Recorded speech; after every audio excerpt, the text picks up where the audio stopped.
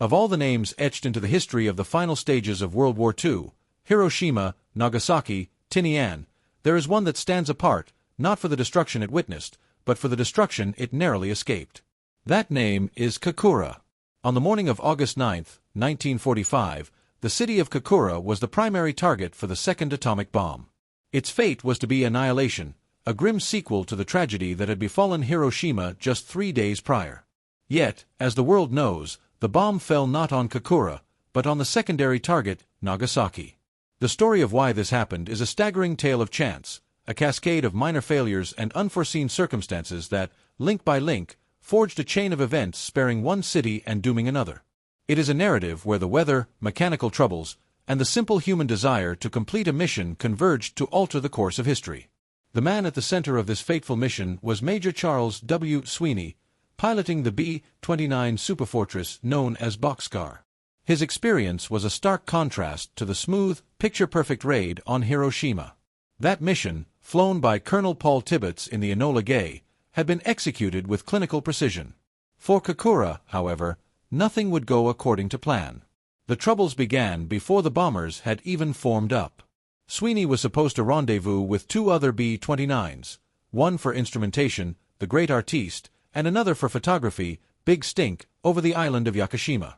But Boxcar carried within its bomb bay not just Fat Man, a plutonium implosion device vastly more complex than the uranium Little Boy used on Hiroshima, but also a sense of impending complication. The rendezvous point was shrouded in cloud, and from the start, timing began to unravel. Sweeney and his crew circled, burning precious fuel, waiting for the third plane, Big Stink, to appear. Minutes ticked by, each one consuming the fuel reserve that was the mission's lifeline. The commander of the Great Artiste, Captain Frederick Bach, who had swapped planes with Sweeney for this mission, later noted the palpable anxiety. After circling for nearly 40 minutes, well beyond the planned time, and with no sign of the photography plane, Sweeney made a critical decision. He would proceed to the primary target without it. It was the first in a series of choices made under duress that would seal Kokura's improbable salvation. As Boxcar and the Great Artiste flew north toward the coast of Kyushu and the city of Kokura, the crew prepared for the bomb run. The weapon, Fat Man, was a complex, bulbous device that required extensive arming procedures in flight. The bomb bay doors groaned open, revealing the industrial city below, home to one of Japan's largest arsenals. The aiming point was the Kokura Arsenal, a sprawling complex that was the very reason for the city's top ranking on the target list. But as the bombardier, Captain Kermit Behan, peered through his Norden bomb sight, he did not see the clear, distinct outline of the factory buildings and warehouses. Instead, he saw a city doing a remarkable impression of invisibility. Kokura, on that morning, was shielded by a confluence of 2 factors, one natural and one tragically man-made. The first was the weather. While the forecast had been acceptable, the reality was anything but. A layer of smoke and haze clung to the city. The second, and more decisive factor, was the aftermath of a conventional bombing raid. Just the day before, the neighboring city of Yota, a major steel production center, had been firebombed by American B-29s. The fires from Yota, combined with industrial smoke from Kokura's own factories, had been blown by the wind across the city. This pall of smoke and soot now lay over Kokura like a shroud. To Behan's trained eye, he could not visually identify the target. This was a non-negotiable requirement for the drop. The orders from Washington were explicit. The atomic bombs were to be used for maximum psychological impact, and that meant they had to be dropped by visual means, not by radar. A radar drop in poor visibility could see the bomb land in an empty field or a residential area, missing the military target entirely and failing to demonstrate the weapon's terrifying power. So, as Boxcar began its bomb run, Behan called out that he could not see the aim point. They would have to go around for another pass. This was a dangerous maneuver. It meant flying straight and level over a heavily defended city, a sitting duck for anti-aircraft guns. The Japanese gunners below, undoubtedly aware of the significance of a single B-29 flying a precise pattern overhead, began to fill the sky with flak. Black puffs of smoke erupted around the aircraft, and the plane shuddered from nearby concussions. To make matters worse, Japanese fighter planes were scrambled and began to approach. The pilot of the Great Artiste, flying in close formation, radioed warnings about the incoming fighters. Inside Boxcar, the tension was unbearable. They were circling over a hostile city, low on fuel, with a live atomic bomb in their bay, unable to drop it because they could not see through the smoke. They made a second pass. Again, Behan strained his eyes, searching for a break in the haze. For a fleeting moment, he thought he saw the target and was about to release the bomb, but at the last second, he realized it was a mistake. He aborted the drop. The city remained obstinately hidden. The flak grew more intense. The crew could hear the shrapnel peppering the aircraft's skin. A third pass was attempted, with the same futile result. Each circuit consumed more of their dwindling fuel and exposed them to greater danger. By this point, the commander of the mission, Navy Captain Frederick Ashworth, who was aboard Boxcar as the weaponeer, conferred with Sweeney.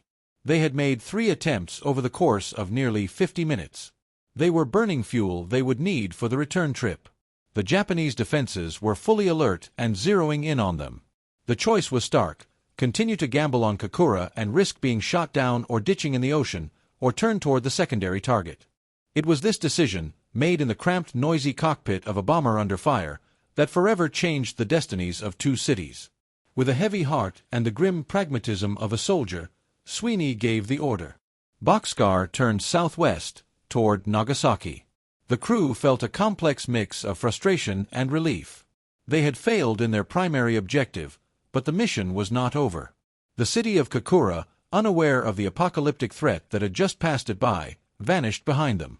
Its survival was due not to any strategic brilliance or secret defense, but to the simple, cruel fact that on that particular morning, the air over the city was too dirty to see through. The very industrial output that made it a target had, in a final bitter irony, provided its protection. The flight to Nagasaki was tense. The fuel situation was now critical. They had one chance to complete their mission. The city of Nagasaki, an important port and industrial center, was home to the Mitsubishi Steel and Arms Works, which made it a worthy target. However, it was nestled in narrow valleys, making a visual bomb run more challenging. As they approached, their hearts sank. Nagasaki, too, was obscured by clouds. The weather, it seemed, was conspiring against them entirely. The initial plan was to aim for the Mitsubishi Industrial Complex in the northern part of the city. But as they began their run, the cloud cover was nearly total. The rules of engagement still demanded a visual drop. For a few desperate minutes, it appeared the entire mission might end in failure, forcing them to jettison the most powerful weapon ever built into the ocean. Then, as if by some divine or diabolical intervention, the bombardier, Kermit Behan, spotted a hole in the clouds. It was not over the intended industrial valley, but over the Urakami Valley, to the north. Through this break, he could see the outline of a stadium, the Mitsubishi Urakami Ordnance Works. It was not the primary aim point, but it was a legitimate military target. With fuel gauges dipping dangerously low and no other options, Behan made the call. "I've got it. I see the target." At 11:02 a.m. local time, the bomb bay doors of Boxcar opened for the final time. Fat Man, a weapon of immense and terrible power, was released. 43 seconds later, it detonated at an altitude of approximately 1,650 feet, almost directly over the Urakami Cathedral, which was at that moment filled with worshippers. The explosion, with a force equivalent to 21 kilotons of TNT, instantly vaporized the heart of the valley. The resulting firestorm and radiation would claim the lives of an estimated 40,000 to 80,000 people by the end of the year. Boxcar, having lightened its load, executed a sharp, diving turn to escape the blast wave. The aircraft was rocked by the shock wave, but remained intact. Now, however, they faced a new, more insidious enemy: fuel exhaustion. They would not make it to their planned emergency landing field on Okinawa. Radioing ahead, they warned the tower of their dire situation. When they finally reached Yontan Airfield, 2 engines had already sputtered and died from fuel starvation. As they came in for a landing, a 3rd engine cut out. The massive B-29, now a gliding behemoth, touched down hard, blowing out its tires before coming to a stop. The mission was over. They had succeeded, but at a profound cost, and not in the way they had originally intended. The legacy of that morning is a haunting what if. What if the rendezvous with the other B-29 had gone smoothly, putting Boxcar over Kokura an hour earlier, before the smoke from the Yawata raid had fully settled? What if the winds had been different, carrying the industrial haze away from the city. What if the crew had decided to make a fourth, desperate pass over Kokura? The city of Kokura was saved by a combination of poor visibility, bad timing, and a strict adherence to a rulebook written half a world away. This phenomenon, where a series of chance events spares a place from disaster, would later be known in Japan as the Kokura luck. For the people of Nagasaki, this luck was their catastrophe. They had been the secondary target, a backup plan. Their city's destruction was not the result of a primary, focused intent, but a contingency, a decision made in the heat of the moment by men running out of time and fuel. The name, Kokura, serves as a permanent reminder of the razor-thin margins that separate fate from fortune in the theater of war, and of the profound, unsettling truth that history can turn on something as seemingly insignificant as a cloud of smoke. The detonation over the Urakami Valley was a cataclysm of light and force, but for the crew of Boxcar, it was a moment of frantic survival. The aircraft, having just released the 5-ton plutonium device, was thrown violently upward as the shockwave from the blast, traveling faster than the speed of sound, caught up to it and slammed into the fuselage. Major Charles Sweeney, fighting the controls, executed the pre-planned 155-degree diving turn, a maneuver designed to put as much distance as possible between the bomber and the unfolding hell. The plane groaned and creaked under the stress, and for a heart-stopping moment, it felt as if the aircraft might be torn apart. Behind them, a pillar of superheated air and debris rose, forming the now iconic mushroom cloud that would become the indelible symbol of the atomic age. Inside Boxcar, the initial relief of a successful drop was immediately supplanted by a more primal concern, the blinking fuel gauges. They were now flying a crippled giant, its tanks nearly dry, on a desperate race for survival hundreds of miles over open ocean. The immediate aftermath in Nagasaki was a scene of almost incomprehensible devastation, distinct from Hiroshima's due to the city's unique topography. The bomb had exploded in a valley, which channeled and concentrated the blast effect, but also partially shielded the southern commercial and residential districts. The Mitsubishi Urakami Ordnance Works, the stadium that bombardier Kermit Behan had used as his aiming point, was instantly vaporized. The nearby Urakami Cathedral, the largest Catholic church in East Asia, was reduced to a skeleton of rubble. The thermal radiation, a flash of heat more intense than the surface of the sun, carbonized everything and everyone in its direct path for a radius of nearly a mile. Fires, sparked by the inferno and fueled by the wreckage of wooden homes, quickly sprang up and began to merge into a firestorm, sucking the oxygen from the air and creating hurricane-force winds. Survivors, those who had been in the periphery or shielded by concrete structures, emerged into a twilight world of dust and ash, their skin hanging in shreds from their bodies, their world transformed in an instant into a landscape of smoldering ruin. The chaos was absolute, with no organized rescue efforts possible for hours, even days. Meanwhile, Boxcar and its companion, the great artiste, were battling their own private crisis. The radio was crackling with tense communications. They had informed their base on Tinian that the primary target had been obscured and that they had proceeded to Nagasaki. Now, they were reporting a critical fuel shortage. Their planned emergency landing field was on Okinawa, a recently captured island that was still within range of occasional Japanese fighters. The flight there was a study in nerve-wracking precision. The flight engineer, Master John Koharek, continuously calculated their remaining fuel against the distance, his reports growing increasingly grim. He transferred fuel from the auxiliary bomb bay tanks, but the numbers were not adding up. One by one, the engines began to starve. First one, then a second sputtered and died. The massive B-29, now a glider with 2 remaining engines, began to lose altitude. Sweeney ordered the crew to prepare for a water ditching, a terrifying prospect in the open Pacific. As the green coast of Okinawa finally appeared on the horizon, it was a sight of both relief and new anxiety. They were not out of danger. They radioed the control tower at Yontan Airfield with an emergency declaration, requesting a clear runway and warning that they could not go around for a second approach. The tower, understanding the gravity of the situation, cleared all traffic. With 2 engines dead and a third coughing its last breaths, Sweeney brought Boxcar in for a hard, fast landing. The moment the wheels touched the tarmac, the third engine quit completely.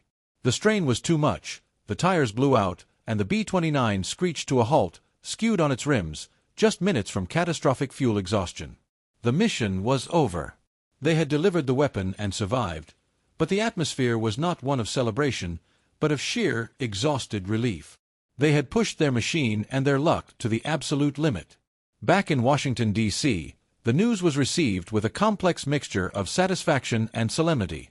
President Harry S. Truman, who was aboard the USS Augusta returning from the Potsdam Conference, initially announced the bombing of Hiroshima. The announcement regarding Nagasaki came later, once confirmation from the mission had been relayed through the chain of command. The official narrative was straightforward. Another devastating blow had been struck against Japan's war-making capacity. The fact that Kokura had been the primary target and that weather had forced the switch to Nagasaki was an operational detail, buried in the after-action reports. For the American public, weary from years of war, the news was another step toward what they hoped would be a final conclusion. The intricate, near-disastrous drama of Boxcar's fuel crisis, the 3 passes over Kokura, and the last-second drop through a break in the clouds over Nagasaki were not part of the public story. The focus was on the result. Japan had now been hit with 2 atomic bombs. In Japan, the impact of the second bomb was profoundly psychological as well as physical. The Supreme Council for the Direction of the War, Japan's leadership body, had been locked in a stalemate since the Hiroshima bombing.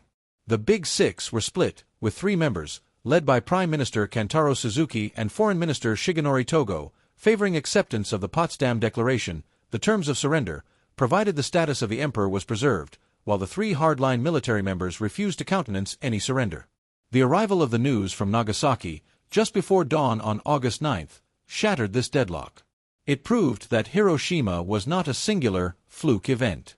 The United States possessed more of these weapons and was willing to use them systematically. The Soviet Union's declaration of war and invasion of Manchuria in the early hours of the same day added a second, catastrophic front. The twin shocks of Nagasaki and the Soviet attack created an overwhelming imperative. Later that day, Emperor Hirohito, in an unprecedented move, intervened in a meeting of the cabinet and declared his will that Japan must bear the unbearable and surrender. His famous recording, the Jewel Voice broadcast, was made the following day, though an attempted military coup delayed its public airing until August 15th. The city of Kokura, meanwhile, began its existence under a strange and terrible shadow. In the days following August 9th, as news filtered in about the utter destruction of Nagasaki, the people of Kokura began to understand the magnitude of their escape. They had seen the single B-29 making its passes, had heard the anti-aircraft guns, and had likely cursed the smoke that hung over them. Now, they realized that very smoke had been their salvation. The term, Kokura's luck, was born not from pride, but from a deep, unsettling awareness of their proximity to annihilation. It was a luck born from another city's misfortune, the firebombing of Yota, and it was sealed by the failure of a bombardier to see a target through the haze. The psychological impact on the populace was profound, a collective trauma of a disaster that did not happen, yet had come unbearably close. In the decades that followed, the story of Kokura became a compelling footnote in history, a case study in contingency. Military strategists and historians pored over the after-action reports, analyzing the chain of events. What if the rendezvous had been successful? What if the weather over Kokura had been clear? The implications were staggering. The bombing of Kokura would have likely followed a similar pattern to Nagasaki, with the bomb detonating over the arsenal in the more central part of the city, potentially causing even greater casualties given the city's layout and population density. The name Nagasaki might have remained a relatively obscure port city, while Kokura would have been etched into global memory alongside Hiroshima. The historical narrative of the war's end would be the same, but the specific human geography of loss would be entirely different. The legacy of that choice, forced upon Major Sweeney and his crew, extends far beyond the historical facts. It raises profound questions about fate, chance, and the nature of history itself. We often view historical events as inevitable, the result of grand strategies and unstoppable forces. The story of Kokura and Nagasaki challenges this notion. It demonstrates that history can pivot on the smallest of details, a cloud of industrial smoke, a missed rendezvous, a few gallons of gasoline. For the people of Nagasaki, their city's destruction was, in a cruel twist, an accident of weather and procedure. They were the backup plan. This fact adds a unique layer of tragedy to their experience, a sense of being doubly victimized, first by the bomb itself, and second by the random chance that placed them second on a list. The physical and emotional scars endured for generations in Nagasaki, a city that has since rebuilt itself into a powerful symbol of peace and reconciliation. Kokura, which was later merged with other municipalities to form the city of Kitakyushu, carries its luck as a somber part of its identity. The story is a permanent reminder of the razor-thin margins that can decide the fate of hundreds of thousands of lives. It serves as a testament to the chaos and unpredictability of war, where even the most meticulously planned operations can be undone by a handful of unforeseen variables, leaving in their wake an alternate reality that was moments from becoming our own.